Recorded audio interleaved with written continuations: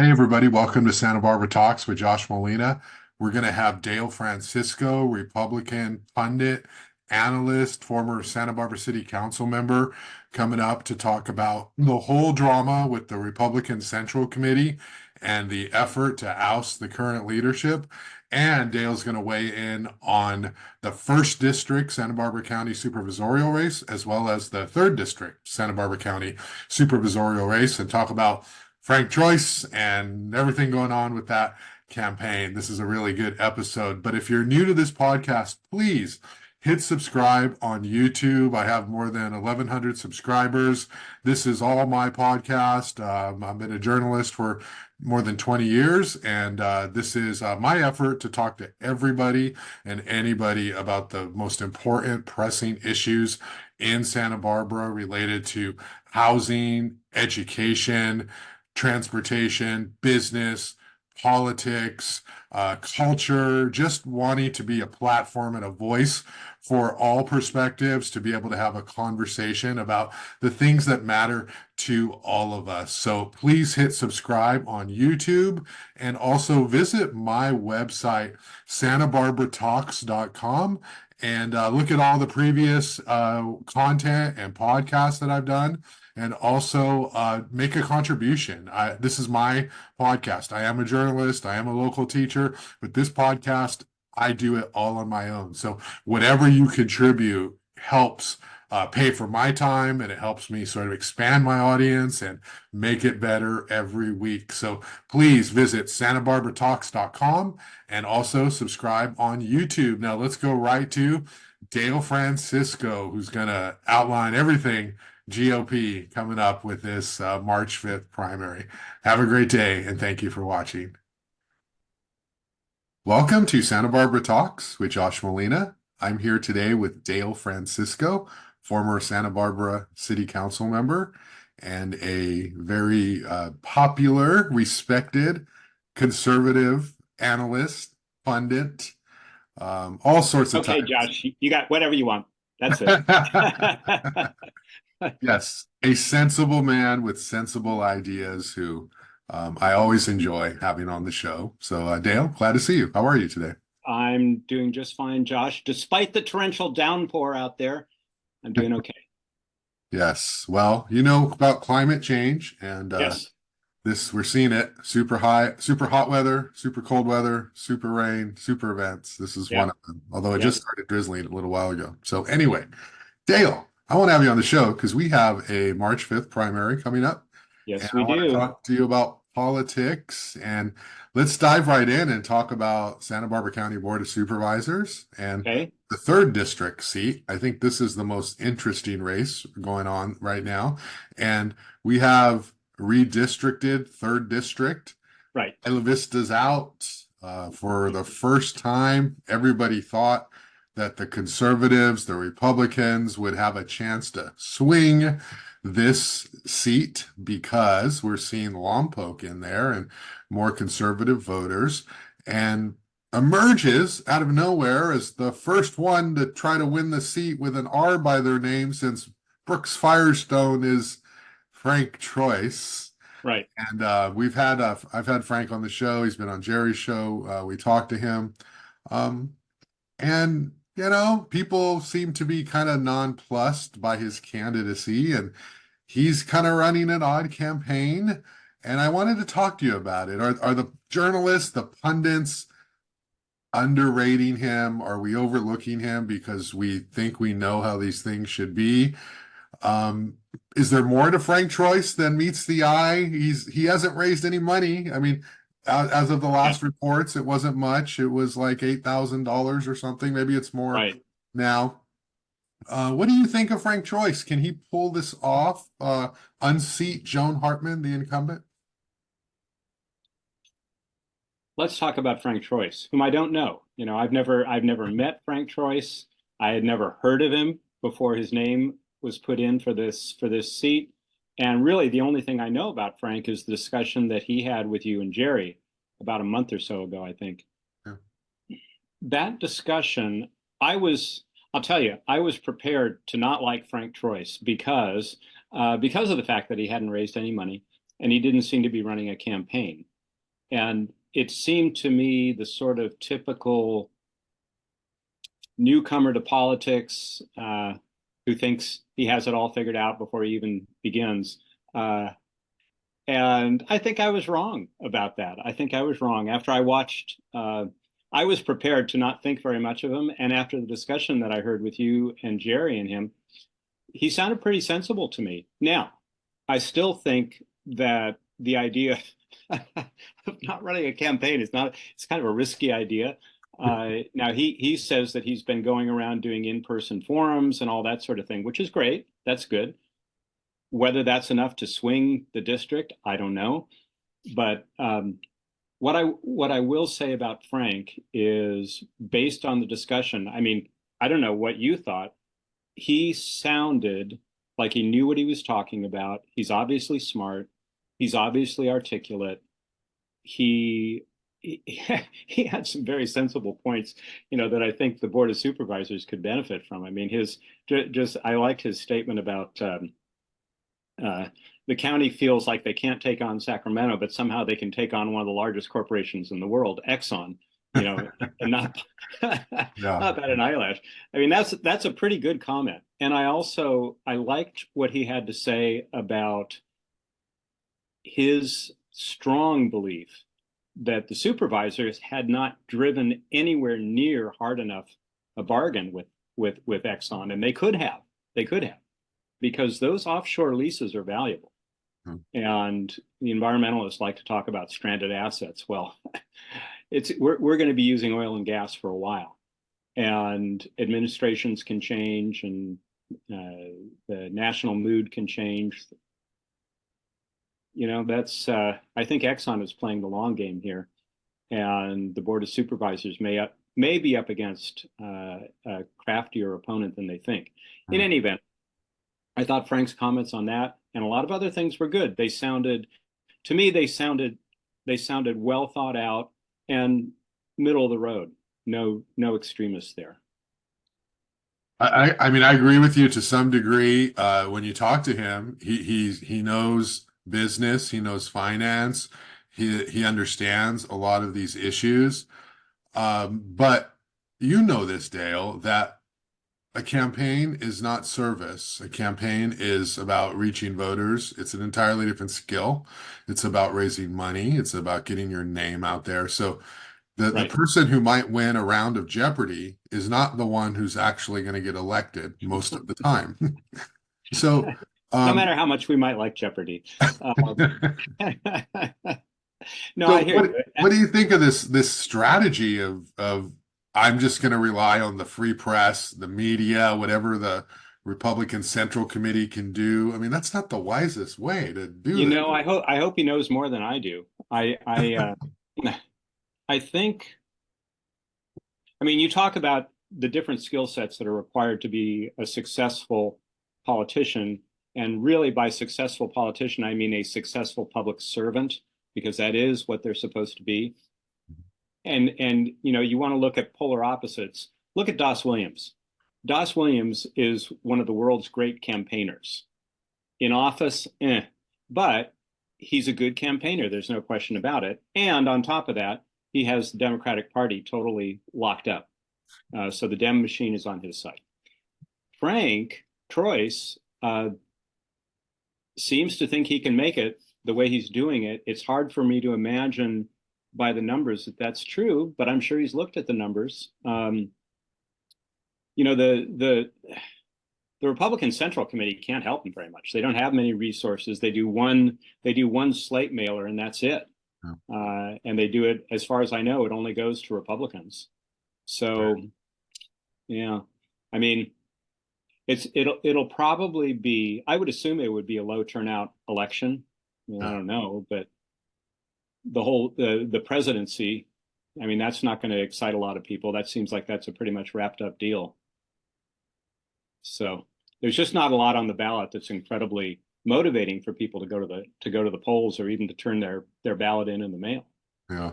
Did you see the Mike Stoker email that went to everybody and was circulated around, where he was breathing really heavy on this idea that Frank has wasted the opportunity of a lifetime, Yeah. and he may have even a plant for the Joan Hartman campaign. And I know there's a lot of backstory there that he did not include in that email. Yeah.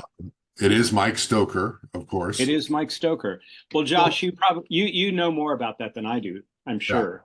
Um, Yeah, I know. I know. I don't even like to mention Mike Stoker's name because it's just going to feed off itself and I'm going to get feedback.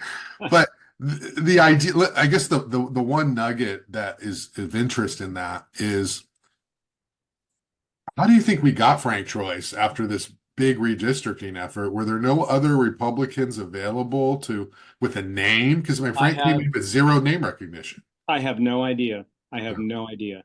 And I think, I haven't really been involved at all with the Republican Central Committee since I left after being chairman for 1 year, 2016. That was enough. Um, it's not a deep-rooted, highly effective organization. You can't call it a machine at all. No. And so I wouldn't expect them to be able to recruit a candidate, though that is one of the things they're supposed to be able to do. Um, there just isn't the infrastructure out there. And a board of supervisors race is a big race. If you're going to be successful, you have to at least raise a couple 100,000. Um, and the way the Dems do this is the way that logically you should do it. I don't like their operation and I think it's totally corrupt. But all that aside, they get people in lower level offices and gradually move them up, and there's always somebody waiting in line for the next position. Republican Party doesn't have that. Yeah. Clearly, right? Frank Troise is interesting. I think he seems to think, or he told me, he's going to get through the primary. Just the amount of conservatives who are going to be voting, they're not going to vote for Joan Hartman. These are nonpartisan races, by the way, so it isn't as it says Technically, yes. technically. It doesn't say R by his name when people go to vote. So True. he shouldn't assume that every conservative or no party preference or people who don't like Democrats are going to vote for him. But he thinks he's going to get through. He's discounting Janelle Osborne, the mayor of Lompoc, who raised like $100 according to the Yeah. filing. And then I think he thinks the campaign is going to start and he's going to do his thing. So it's just an interesting strategy. I know that Joan Hartman's team is trying to win it outright in March and just Sure. win 50.1%.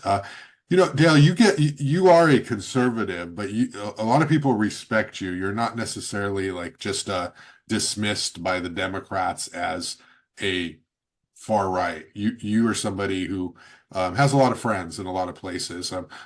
What do you think of Joan Hartman and the job that she's done? Do you think that we should have another supervisor in there, and why? What's the case against her from your perspective? Well, if I were going to make a case against her, it would be, to me, Joan Hartman is a straight down the line traditional environmentalist.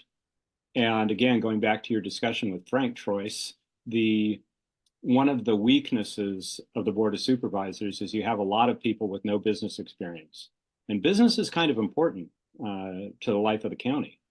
So having I think I think there are enough hardcore environmentalists on the Board of Supervisors, and having another, Bob Nelson is not that, obviously, but having someone with real business experience, which there isn't anybody up there, I can see a real advantage. It's not that Joan Hartman is so terrible. She's kind of in her own way, she's kind of a middle of the road Democrat. She's not awful, but I think bringing more balance, bringing someone who's serious about getting the county on better financial footing, I think that would be a good change. I want to get to the first district in a second, but because we brought up the Republican Party, let me transition into that Sure. for Yeah. next.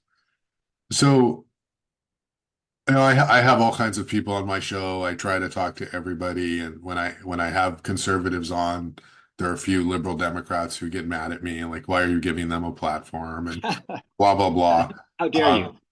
how dare how dare I allow people to talk? Yeah. So, but I've had some conservatives on the show, and they sort of talk about um, unhappiness with the Republican Central Committee and the leadership of Bobby McGinnis. And I wonder if you could just talk a little bit about what's going on there, because so much ink is spilled on the Democrats, and for good reason. Right.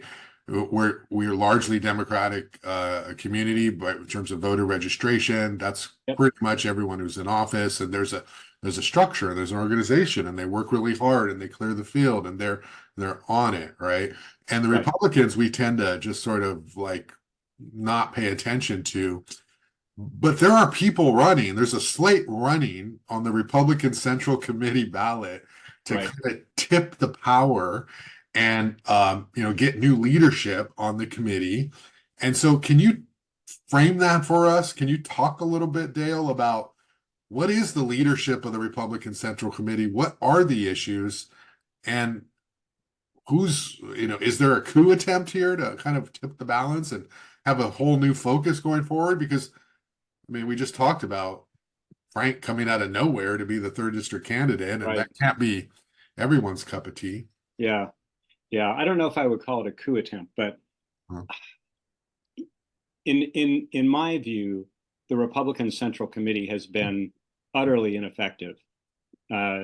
Probably, well, as long as I've known about it. So let's say for the last almost 20 years. And that really, it shouldn't be that way. I mean, the one advantage, I mean, most people don't even know that there are central committees, okay? But the advantage that a central committee has as a political action committee is its contribution levels are much higher than any other kind of PAC. It can take in a lot more money. And to state candidates, not to local candidates, city council and county supervisor, but to state candidates, they can give as much money as they want to a state candidate. So it's a really unusual financial structure compared to anything else in the state. Mm. So it's only one part of the picture. There are a lot of things that have to happen for a political party to be successful, but it's an important part. It's one important part, and it doesn't seem to be really functioning very well. Now, I know that to my knowledge, this is the first time that there has been an organized group of people running slates to replace the current leadership on the Republican Central Committee. Yeah. And they've got their website, they're sending out texts, and they're actually running a campaign, which I don't think that's ever happened before. Who are these names? Can you say their names? Do you know the four? Well, I know in the first district, Cheryl Trotsky, Yeah. Mary Hudson, uh, Nick Sebastian, and I'm forgetting somebody. I feel terrible. I shouldn't forget anybody, but anyway. Those are the people who are on the slate. Of those, I have only met Cheryl Trotsky. Okay. She seems she seems good to me, and she's the first district caucus chair right now. Okay. And she's, at least from my conversation with her, she seemed to have all the right ideas. She's been working on organizing from the precinct level, which is very, very important. And she was on the redistricting committee, so she was very actively involved with that. Those are the kind of people you want on a central committee. And Right. she's an incumbent, and she did not get endorsed. That seems strange to me. So that's the first district, and in the second district, some names that people are probably maybe a little more familiar with.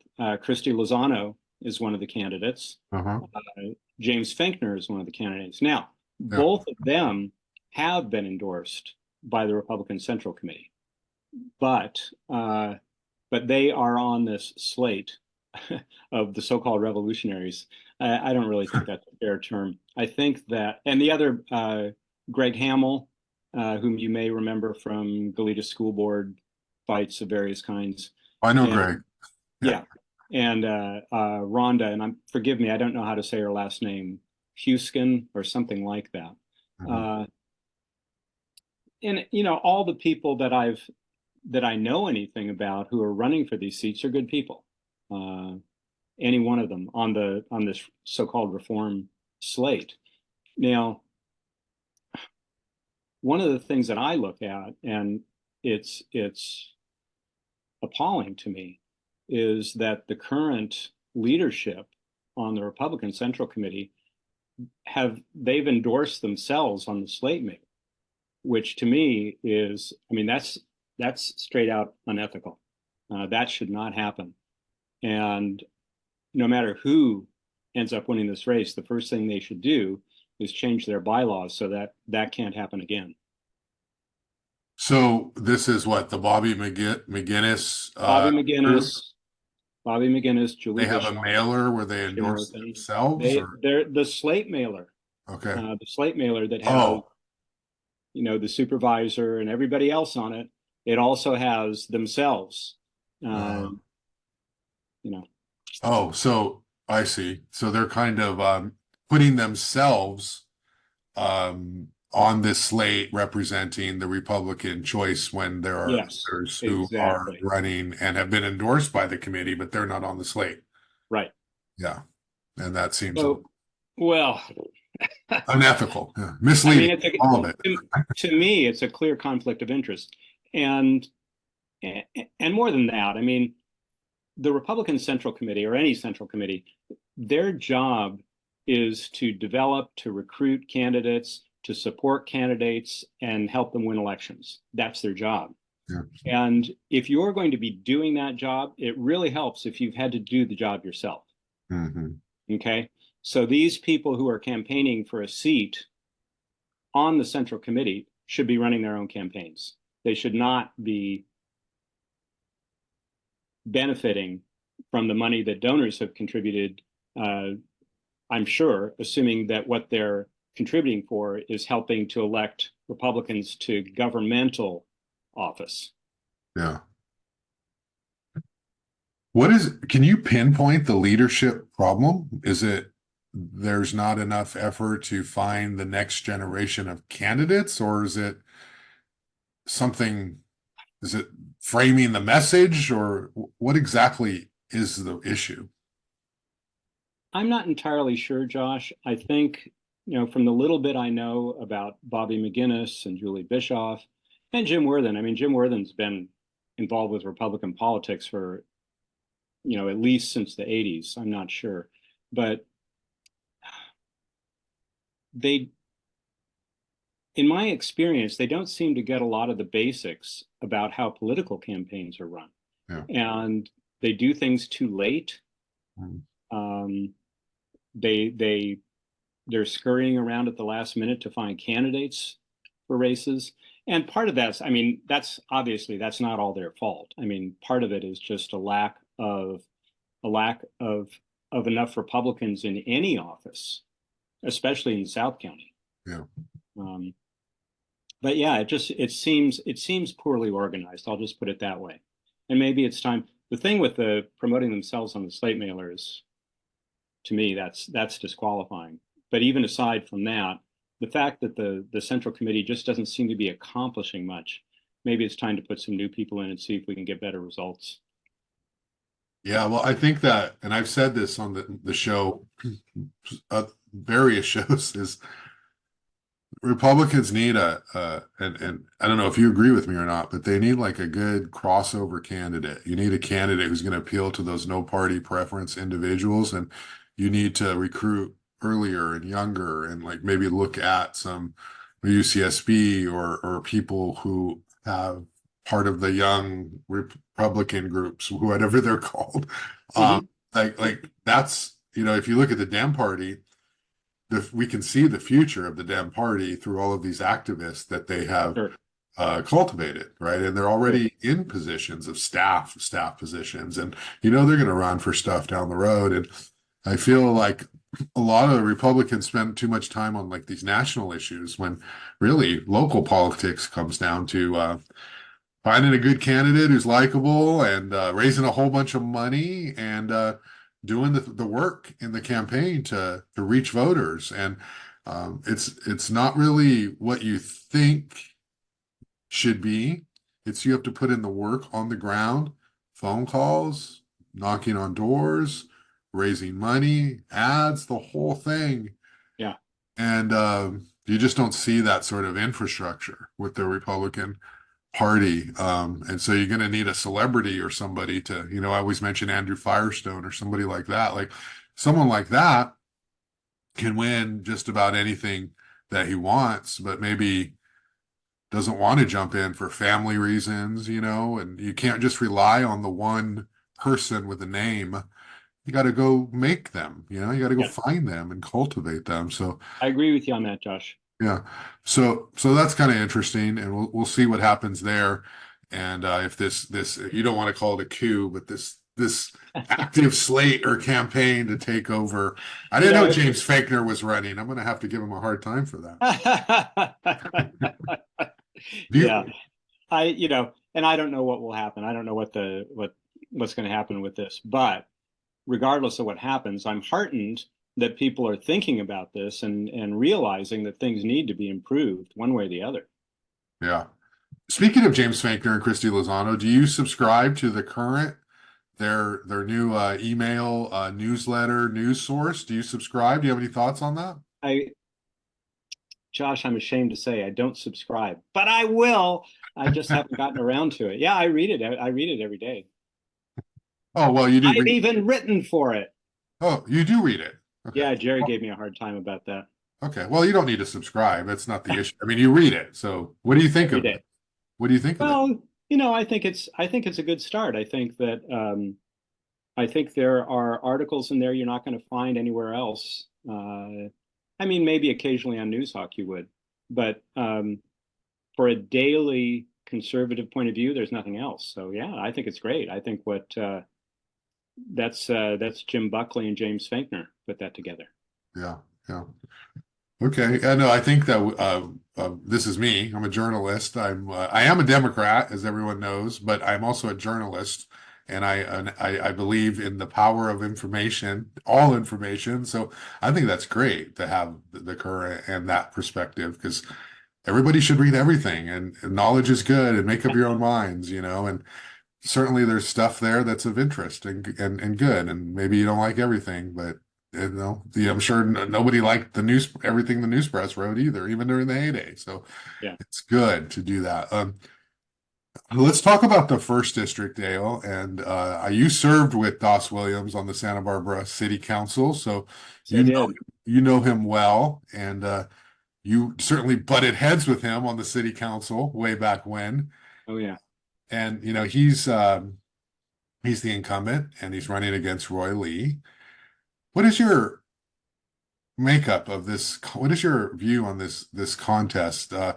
Doss has lost some endorsements. He seems to have anecdotally lost some popularity. And we had Barney Malekian, former Santa Barbara police chief, county official, and Pat McElroy, former city fire chief, come out and do an ad against, well, I should say for Roy Lee, but Yeah. behind the scenes, very much, they were tired of Doss.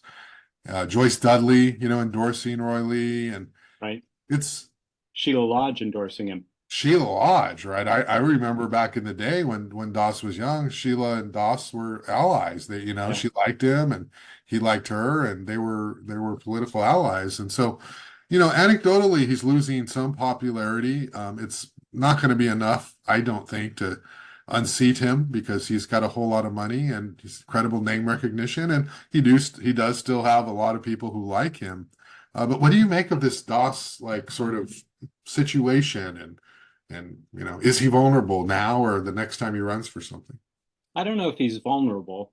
Uh, as you said, I mean, he has a lot of money, and as I said just a little while ago, he's a fantastic campaigner. He's a master of the art. So Roy Lee has his work cut out for him. What I will say That's the understatement. what I will say is Doss, I think a lot of people have finally realized that Doss is about Doss. Doss is about promoting his political career, whatever it takes. And that's not new. I mean, that was true. It was true when he and I were together on city council, Yeah. and it's true today. Um, I think Doss could have had a better life if he'd gone into sales, but unfortunately, he's good at political sales as well. Um, so yeah, I mean, and I don't know Roy Lee. I've never spoken with the man. However, what I do know is that for someone who's going for a county supervisor seat, it helps enormously that he is already serving on the Carpinteria City Council. So he's already got some background about what's involved with responding to constituent concerns. And there are plenty of constituent concerns in Carpinteria and plenty of people in Carpinteria who are unhappy with Doss over the whole cannabis Yeah. disaster, which Doss was promoting when he was on city council. He saw that as the new political gold rush coming. And of course, as it turned out, it hasn't done much of anything. And that's not just here. It's all over the country. Wherever they've legalized cannabis, it's been a no-show in terms of the economy. Probably a net deficit. So will enough people wake up and realize that this time around? Who knows? What did you see back in the 2000s? 2000, I guess, what, five? No, you were elected in 2007. So yeah, I Right. guess you were on Yeah. there for a couple of years with Doss. What did you see? Because I've been accused of being like way too favorable toward Doss, and I'm sure you've accused me of that, over the years quite a bit. Nolan's accusing me of that now, but um, I certainly back then didn't see what you saw. What did you see back then?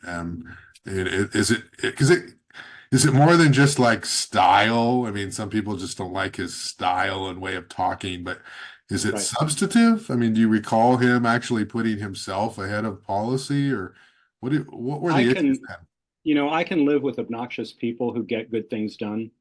You know, then? Yeah. really, I can. That's okay. That's not the problem. I can give you, I could give you many, many examples, but I'll take one issue that I believe it was the issue that he ran on. I don't think it was when he ran in 2007. I think it was his first campaign. He ran on this idea, and it was framed to appeal to the environmentalists who are a majority in this town. And, I consider myself an environmentalist, but a rational one. And environmentalism without math is useless, in my view. Anyway, one of the things that Doss campaigned on was a sewer lateral incentive program, the SLIP program.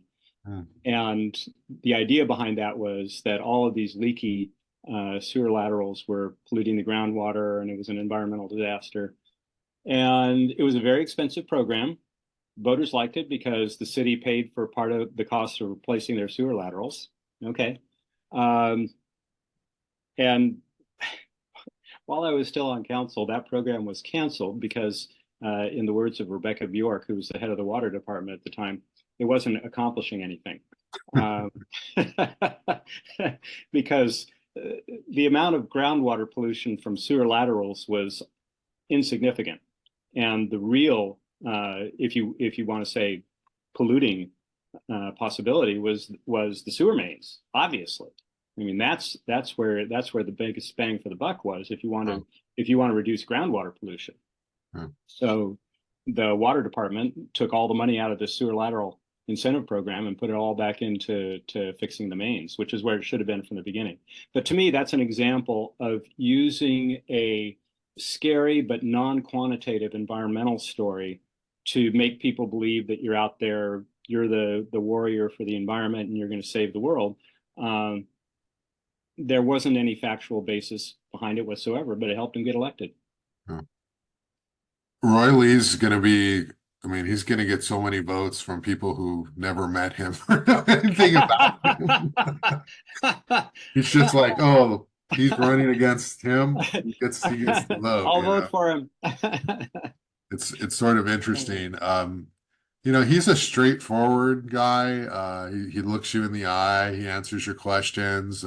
He's very authentic, Okay. but again, it's about campaigning at this stage, and he's gotten some money in recent weeks, the last couple weeks, but not enough to flood the airwaves and mailers and just sort of get that name recognition out there. So I just think that a lot of people make the mistake of thinking that oh, I agree with this person on the issue, therefore they should win, when that's not what it is. Former President Trump won the first time, and he won because everyone knew his name. He'd been on TV forever, and he Yeah. was also running an alternative campaign.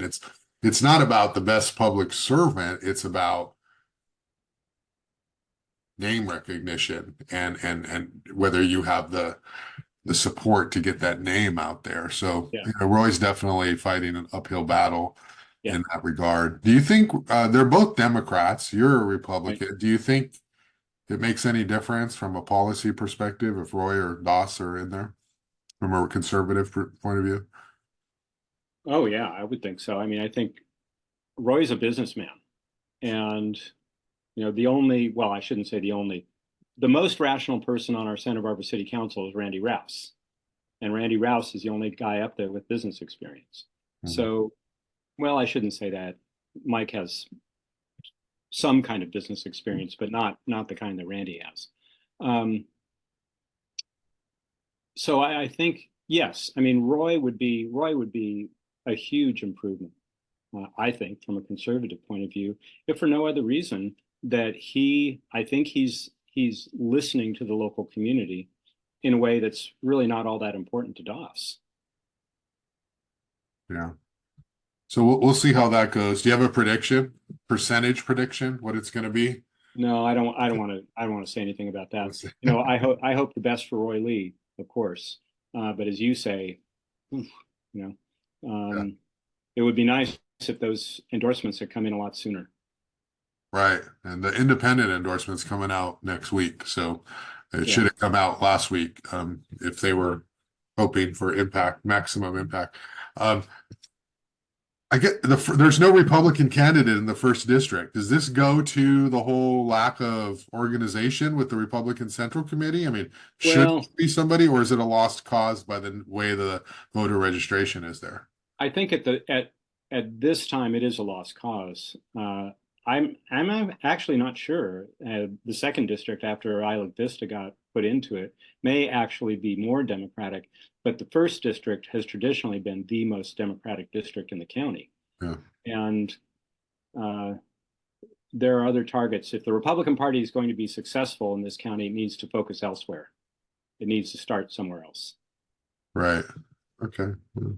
Well, I wanted to talk to you about one other thing, which is Measure A, and not the big Measure A, but the Santa Oh, Barbara good. measure. I read a letter to Newshawk. You probably sent it elsewhere, but I did see it there. But let's talk about the issue, and then you kind of got involved there. But Yeah. uh, there's a ballot on the March 5th primary that is going to, I guess, allow the city to change the way that it approves contracts and go from legally having to uh, accept the lowest bidder, and instead they can accept the lowest, they can accept the most responsible bidder. And it seems like a very nuanced kind of thing.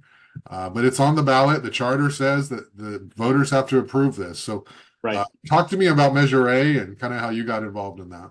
So Measure A is a good measure. I want it to pass. I'm voting yes on it. I hope everybody who's watching this votes yes on it.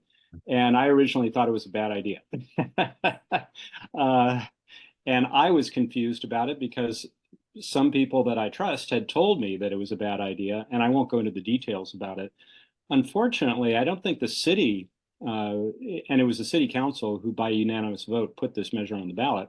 I don't think the city council did a really great job of preparing the ground for this and explaining it in a way that was easy for people to understand. The So a charter amendment is necessary because there's a section in the charter, section 519, that says all public works contracts shall be awarded to the lowest responsible bidder.